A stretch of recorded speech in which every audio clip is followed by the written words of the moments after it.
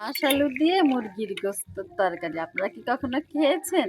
যদি খেয়ে না থাকেন তাহলে অবশ্যই সম্পূর্ণ ভিডিওটা দেখবেন এবং এভাবে রান্না করে একদিন খাবেন। মাপুরা ভাইয়েরা সবাই কেমন আছেন? তো আলহামদুলিল্লাহ আমি ভালোই আছি। এখন দেখেন আকাশটা মোটামুটি পরিষ্কার হচ্ছে। সকালবেলা আপুরা ভাইয়ারা যে বাতাস আর বৃষ্টি হয়েছে, মেয়ের তো একে পরীক্ষা ছিল, পরে আজকে হাঁটি হাঁটি স্কুলে যাওয়া লাগছে, বুঝছেন আপনার? মানে রিক্সা তো নাই, রিক্সা থাকবে কেমন করে, বিদ্যুৎ চমকাচ্ছে, বৃষ্টি, কতক্ষণ দাঁড়িয়েছিলাম। তারপরে দেখি 7:30 বাজে, পরে মনে করেন যে উপায় নেই, পরে হাঁটতে হাঁটতে গেছি। তো যাই হোক, মেয়ের পরীক্ষা টরীক্ষা দিয়ে নিয়েও আসছি। আর জানেন না পুরো ভাইয়ের এখন মনে হয় যেন নতুন করে ঠান্ডা পড়লো, ঠান্ডা লাগতেছে এরকম অবস্থা। তারপরে ভাইয়েরাই দেখেন, আমি আপনাদেরকে একটা জিনিস দেখাই। এটা কি বলেন তা, আমি বলে দিচ্ছি, এটা হচ্ছে মাস আলু বলে। তো মোনাকে স্কুলে রাখি আসিয়া এদিকে হাঁটতে হাঁটতে মানে খানকা শরীফের বাজারে দেখি যে এই মাস আলু বিক্রি করতেছে একটা লোক। তো পরে নিলাম যে এটা আসলে আমার ছেলেমেয়েরা কখনো খায় নাই এই মাস আলুটা। আর হচ্ছে আমার আবার খুব পছন্দ, আমি বাসায় খাইছিলাম। আসলে আম্মু খাওয়াইছিল, এখন আম্মু নাই তো আসলে কি বলবো। তো যাই হোক, আম্মুর দেওয়া রেসিপি আছে। এখন এই যে এটা এখন রান্না করি, খাওয়া মানে রান্না করবার, ছেলে হচ্ছে মুরগি আনতে দিছি যে আব্বু তুমি যে মুরগিটা নিয়ে আসো। কারণ হচ্ছে কি, মানে যখন বৃষ্টি হয় তখন তো দোকানপাট সেরকম খোলা থাকে না, দুই একটা ছাড়া, এই জন্য আমি বাজারে ঢুকি নেই, শুধু খানকা শরীফ থেকে এই যে এই আলু নিয়ে এসছি। আর একটা ছোটো 35 টাকা করে কেজি।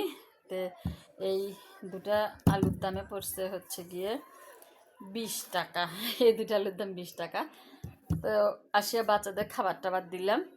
তো বাবুক বললাম যে বাবু তুমি যাও একটা মুরগি নিয়ে আসো। উঠতেই চায় না, আমার ঠান্ডা লাগে। আসলে আপুরা ভাইয়েরা ঠান্ডা পড়ছে, বুঝছেন। আর কারেন্ট তো যায় আসে আবার যায়, এখন আবার কারেন্টটা আছে সুন্দর। তো আপুরা ভাইয়েরা, আমার ছেলে আসতে আসতে আমি এখন এই ও আসতে আসতে আস্তে আস্তে আমি আলুটা এখন কাটি নেব। তা পুরা ভাইয়েরা চলেন আলুগুলা কাটি নেই, আর আমার ছেলে মুরগিটা নিয়ে আসুক ততক্ষণে। দেখেন আলুটা আমি সুন্দরভাবে কাটে নিছি, আন বাবের দেবো। কিরে বাবা, দাঁড়া আসতেছি। আর এদিকে আমার ছেলে মুরগি নিয়ে এসে চিল্লাচ্ছে, তাই নিলাম। তো আপুরা ভাইয়েরা আলুগুলো ভাব দিতে দিলাম, মুরগিটা কাটে নিছি। আর এদিকে আমার আলুগুলো ভাব দেওয়া হয়ে গেছে। এই কি করব।